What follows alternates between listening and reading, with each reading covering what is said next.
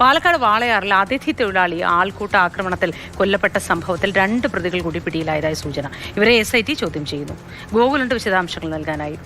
ഗോകുൽ, എങ്ങനെയാണ് ഇവർ പിടിയിലായത്? വിശദാംശങ്ങൾ എന്താണ്? കൂടുതൽ വിവരങ്ങൾ ലഭ്യമാകുന്നതേ ഉള്ളൂ.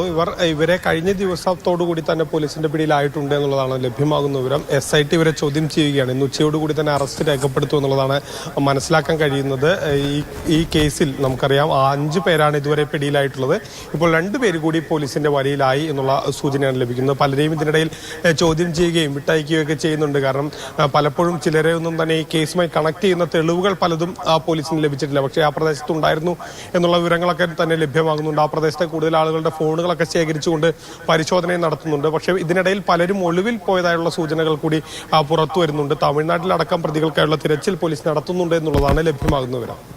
ശരി, ഗോകുലാണ് വിശദവിവരങ്ങൾ പങ്കുവച്ചത്. ഒരാൾ കൂടി പിടിയിലായിട്ടുണ്ട്. ഇതുമായി ബന്ധപ്പെട്ട ആൾക്കൂട്ട കൊലപാതകവുമായി ബന്ധപ്പെട്ട ചേതനയേറ്റ അദ്ദേഹത്തിൻ്റെ ശരീരം തിരിച്ച് നാട്ടിലേക്ക് കൊണ്ടുപോയിട്ടുണ്ട് ബന്ധുക്കളുടെ സാന്നിധ്യത്തിൽ.